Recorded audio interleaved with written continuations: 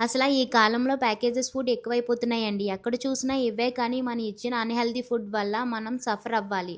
So, ఈ వీడియోలో చూపించే సింపుల్ రెసిపీ మీకు చాలా యూజ్ అవుతుంది. కిడ్స్ నుంచి ఎల్డర్స్ వరకు అందరికీ నచ్చుతుంది. షుగర్ లేకుండా సూపర్ టేస్టీ లడ్డు ఎలా చేయాలో ఇప్పుడు చూద్దాం. అసలు ఇందులో షుగర్ కూడా యూజ్ చేయట్లేదు, మైదా కూడా యూజ్ చేయలేదు. 100% నేచురల్ డ్రై ఫ్రూట్ లడ్డు అన్నమాట ప్రిపేర్ చేసుకున్నాం. దానికి కావాల్సిన ఇంగ్రీడియంట్స్ కాజు, బాదం, పిస్తా, sunflower seeds, pumpkin seeds, watermelon seeds, అంజీర్, మకాన్, flax seeds, dates, sesame seeds. ముందుగా ఒక పాన్ పెట్టుకొని 1 స్పూన్ గీ వేసుకోండి.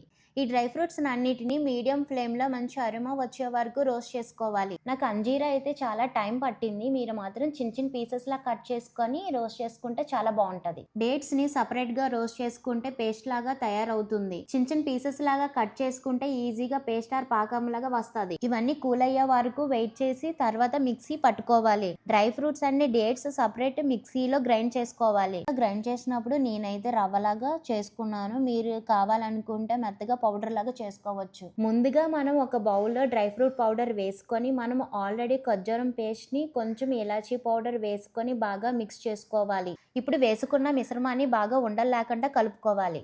మీరు ఇలా కలుపుకున్నప్పుడే మంచి సువాసన వస్తుంది. నువ్వుల్లో ఫైబర్ ఉండడం వల్ల డైజెషన్ బెటర్ ఉంటుంది. అలాగే ఖర్జూరం ఐరన్ రిచ్ ఫుడ్ కాబట్టి మంచి న్యూట్రిషన్ ఉంటుంది. ఈ లడ్డూలో అన్ని మంచి హెల్తీ బెనిఫిట్స్ ఉంటాయి.